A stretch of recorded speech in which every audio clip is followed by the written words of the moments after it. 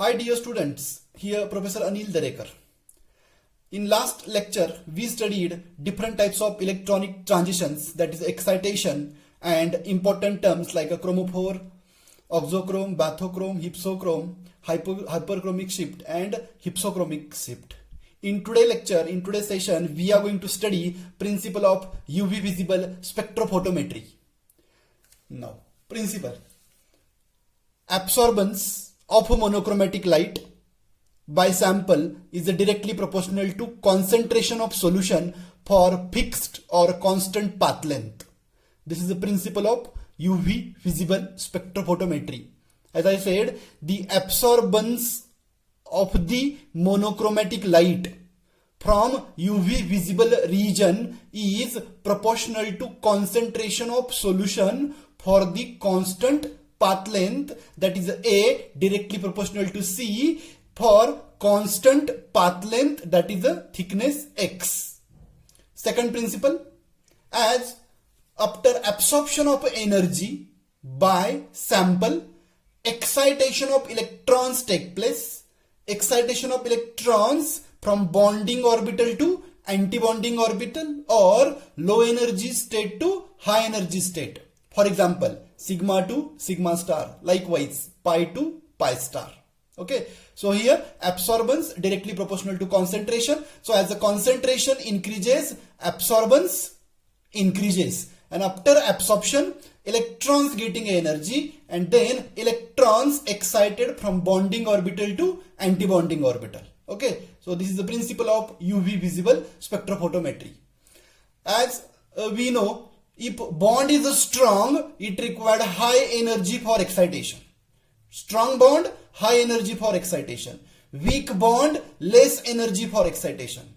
Now here, high energy available in case of UV radiation, and here less energy available in case of visible radiation.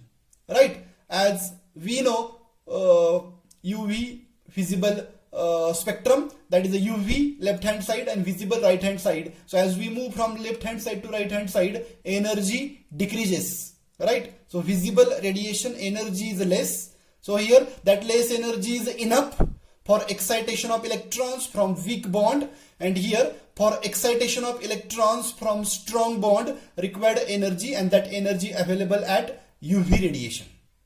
Now here we are going to study instrumentation in case of UV visible spectrophotometry. So here instrumentation of a single beam spectrophotometer that we are going to see here, single beam. Now here this spectrophotometer consists of source of radiation, monochromator, slits, sample holder, detector, amplifier, and last one recorder. Now here we will see diagrammatic presentation of a single beam spectrophotometer with construction and working. Now this is a lamp, or you can say source of radiation. So source of radiation should provide or should produce sufficient or required wavelength radiation, that is from 200 to 1000 nanometer. 200 to 1000 nanometer. Here source used generally tungsten filament lamp used as a source. This one used for visible radiation for 400 to 800 nanometer wavelength radiation. Right, here deuterium lamp is used as a source of radiation. Deuterium lamp used as a source of radiation for UV region. Right, and UV region wavelength is 200 to 400. So out of these two, right, as per requirement, we can use source, that is a tungsten filament lamp or deuterium lamp. Tungsten filament lamp is used for visible radiation. Deuterium lamp used for UV radiation. Right, visible radiation wavelength range 400 to 800 nanometer, and in case of UV radiation 200 to 400 nanometer. Okay, so this is about source. Now source produce sufficient intensity radiation, right? Now that all radiation condensed by lens, means lens condense all radiations that coming from lamp, right? and then lens gives that radiation to monochromator. Right? Means lens contains radiations that coming from source, and then that lens gives that radiation to the monochromator. Now, what is a monochromator? Monochromator produce monochromatic light, means it convert polychromatic light into monochromatic light. Now here, third one is the slits. These slits are the part of monochromator. Slits present in the monochromator. Slits, two slits are there, entrance slit and exit slit. Now here, these two slits present in the monochromator. I will show you. Now, this is the entrance slit and this is the exit slit. Now, entrance slit and exit slit are placed opposite to the prism. Means prism is there in between entrance slit and exit slit. So here, prism, in case of monochromator, glass prism is used for visible radiation. Glass prism is used for visible radiation, and here quartz prism is used for UV radiation. Quartz prism used for UV radiation, and here glass prism is used for visible radiation. And this prism is placed in between entrance slit and exit slit. Now what is the role of entrance slit? Entrance slit select desired wavelength radiation. Entrance slit select desired wavelength radiation. Now from where that radiation is coming? That radiation coming from lens. Okay, so here this entrance slit select desired wavelength radiation, and that radiation pass toward prism.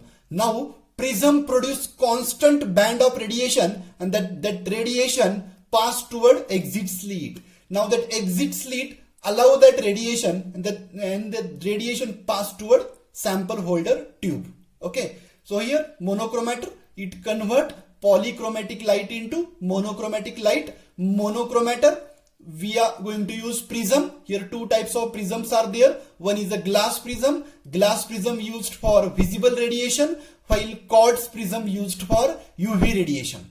Here entrance slit and exit slit, in between these two slits prism is placed. Entrance slit select desired wavelength radiation that coming from lens, right? Prism produce constant, or you can say continuous band of radiation, and then exit slit allow that band, allow that radiation to pass toward sample holder tube.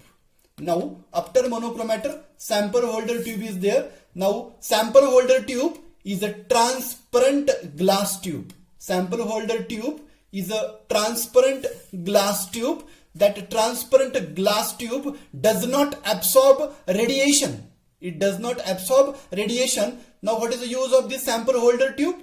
It is used to hold sample. It is used to hold solution. Now this sample holder tube is made by using a two different material.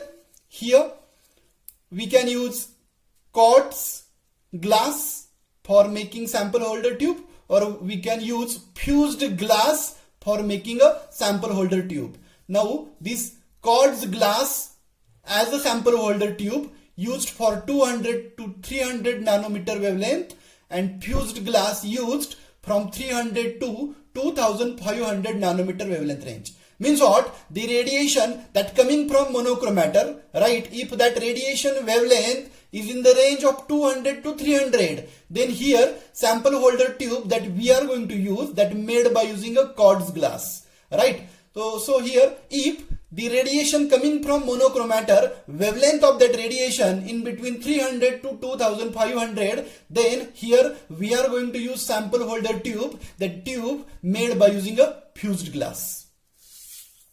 Now here radiation enter in sample holder tube. So here in tube solution is there. So solution absorb radiation. Solution absorb radiation, and remaining radiation transmitted toward detector. Now radiation enter in detector. What is the role of a detector? Detector convert electromagnetic radiation into current. What is the role of detector? It convert electromagnetic radiation into current. Now here we will see how that radiation convert into current. Here we can use detector, very commonly used detector in single beam spectrophotometer. That detector is phototube or photoemissive tube.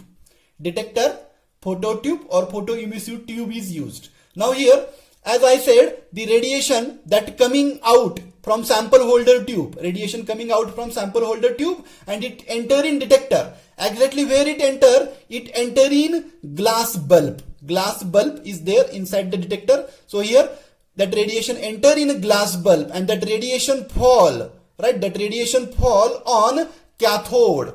This is a half say hemisphere, right, or half hemispherical. So is there. So here this cathode is a photosensitive. So this photosensitive cathode convert radiation, right, into electrons. Means radiation enter in detector. Where it fall on cathode. Now this cathode is a photosensitive. Cathode is photosensitive. So this photosensitive cathode eject electrons. Means the radiation convert into electrons. Here which effect take place? Photoelectric effect is take place. What is the photoelectric effect? The time when radiation fall on photosensitive material, it eject electrons. Now ejected electrons flow. Ejected or produced or emitted electrons flow from cathode to anode. Try to understand. Electrons flow from cathode to anode, resulting into flow of current in circuit. Resulting into flow of current in circuit. In this way, radiation converted into current. Right? So radiation fall on cathode. Surface of cathode is a photosensitive. So it eject electrons. Now electrons migrate or move from cathode to anode, resulting into flow of current in the circuit. So this is R is a resistance box. Now here produced current enter in amplifier. What is the role of amplifier? Amplifier measure amplitude of current, right? And after measuring amplitude, that current enter in recorder, or you can say readout device. So this recorder or readout device gives result. It gives result in the form of digital values of absorbance. Recorder is like a display. Recorder is like a display, that is a readout device for getting a result, and result getting generated in two different forms, either in the form of digital values of absorbance, or directly we can get graph we able to get from recorder, that is a graph of absorbance versus wavelength, and here we are getting a lambda max value. Who giving a lambda max value? This graph. And who giving a graph? Recorder.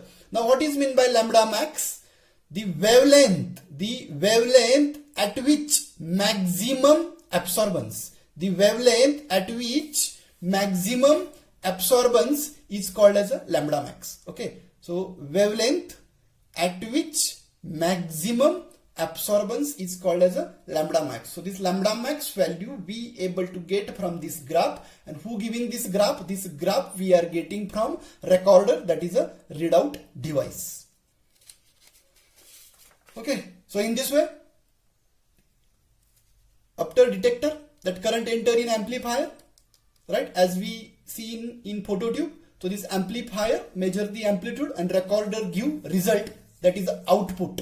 Okay, that is the value of absorbance. Means how much radiation absorbed by sample. How much radiation absorbed by sample, that is absorbance value we are getting, right, from recorder, that is a readout device. Okay, so this is about instrumentation of UV visible spectrophotometer. Now here we will see last point of UV visible spectroscopy, that is applications. So under applications, some important applications we are going to discuss here. So first application, it is used for qualitative analysis. Now qualitative analysis is first application, and quantitative application analysis is second application. Now what is meant by qualitative analysis?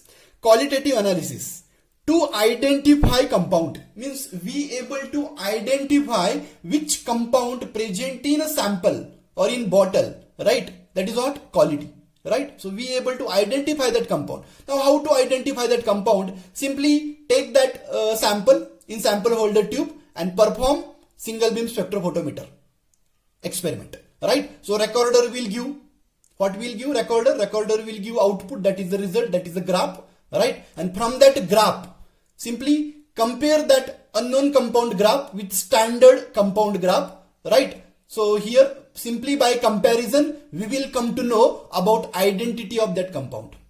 Try to understand qualitative analysis. We are simply going to identify the compound. How we are going to identify compound? Simply by comparing spectra, that is a graph of unknown compound with its standard or known compound. If standard graph matches with unknown compound graph, it means that standard compound is the compound present in that sample.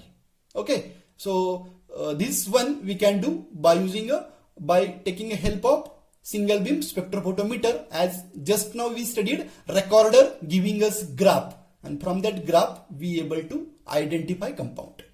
Second one, quantitative analysis. Here quantitative analysis, that is a quantity here to find the unknown concentration of solution. To find the unknown concentration of solution, right? Means sample given to you, you don't know concentration of that sample. So here your task is to find unknown concentration of that solution. So that one we can find by taking help of Lambert's-Beer's law. As we studied in Lambert's-Beer's law, absorbance directly proportional to thickness, and in Beer's law, absorbance directly proportional to concentration. That is a combined A directly proportional to absorbance directly proportional to path length as well as concentration. So by taking help of Lambert's and Beer's law, we able to find concentration of unknown sample. Then third one, detection of impurities. Means sample or chemical is pure or impure. Means sample is pure or not. That one we can detect by using a UV visible spectroscopy. How? For example, one bottle given to you, right? Labeling on that bottle is there benzene, means benzene present in that bottle. But that benzene is pure or not? That is our task to find. Means given benzene is pure or impure, right? This one we are going to find. Now benzene lambda max value is 225 nanometer. Benzene lambda max value 225 nanometer. That we know, right? Means what is the standard graph of a benzene? This is the standard graph of a benzene. That is absorbance versus lambda, right? And here we are getting only one peak or only one signal at 225 nanometer, because here this is a standard graph. This is a standard graph. So here we are getting one peak, right? That is a one signal, 225 nanometer, right? Now here this is a standard one. That's what we are expecting from the sample. But instead of getting single peak, if you get two peaks at two different wavelength, one at 225 and second for example at 270, right? Here given compound is benzene and we know expected peak is only one, but instead of getting one peak, you are observing two peak in the spectra, in the graph. It means benzene is impure. Now which impurity present in benzene? Here we are expecting only at 225, but in graph it's showing 270 also. It means that benzene is impure and some another chemical or compound present in benzene, right? So in this way we able to identify impurity. If benzene is pure, only one peak. If it is impure, means some extra peak we can observe in that graph. Chemical kinetics. Chemical kinetics to study the rate or you can say speed or progress of reaction. Chemical kinetics study we can do by using a UV visible spectroscopy, right? And in chemical kinetics simply we able to find rate or progress of a reaction. For example, simple reaction, we want to convert benzene into phenol. So benzene lambda max 225, phenol 270. Now our starting material is benzene. So only one peak is there in graph, that is at 225 nanometer. Once the reaction start, here intensity, right? Intensity of 225 peak, that is a benzene peak, start decreasing, right? And simultaneously intensity of a second peak at 270 start increasing. Are you getting? here 225 peak intensity start decreasing slowly, right? And here as this one start decreasing, this one start increasing slowly. Are you getting? So this one start disappearing and this one start forming. Now this graph clearly indicate rate of reaction is slow. Rate of reaction is slow, or you can say moderate, not fast. But instead of getting this graph, once reaction start, immediately if you get graph like this, for example, the moment reaction started, right, and immediately benzene peak, right, disappear, and immediately formation of second peak, that is a phenol 270. It clearly indicate progress or rate of reaction is very fast, because within a few minutes benzene peak disappeared and phenol peak formed. Are you getting? Within few minutes, right? This one indicate progress or speed of reaction is very fast as compared to this one. This one indicate this one slowly decreases and this one slowly increases. So here rate of reaction or progress of reaction is slow. So this is about chemical kinetics. We can study rate or speed of reaction. Now last application. We can detect functional group, that is the detection of a functional group present in compound. Now how to detect which functional group present in compound? Simply take that sample, carry out experiment. Which experiment? Single beam spectrophotometer. So keep that sample in sample holder tube, recorder will give you graph, and from that graph we will get lambda max value. Now by using a lambda max value we able to find chromophoric and oxochromophoric group present in compound, right? For example, if lambda max value at 270, it indicate phenolic group is there, right? So here benzene, phenol, try to understand, chromophore and oxochrome. Here if peak appeared at 270, if lambda max value we are getting at 270 nanometer, then from 270 we can judge that benzene is a chromophoric group present and oxochrome is OH, right? So here from lambda max value we will get idea about chromophore and oxochrome, and from chromophore and oxochromophore we able to find which functionality present in compound, or we will get simply structural information of compound. So in this way, in today's session we studied principle of UV visible spectrophotometry, then we studied instrumentation of single beam spectrophotometer, and lastly we studied applications of UV visible spectroscopy. And in that application we covered 5 important applications, that is a qualitative analysis, quantitative analysis, detection of impurities, chemical kinetics, and last one, detection of functional group. So in this way we successfully completed UV visible spectroscopy, right? So thank you for watching.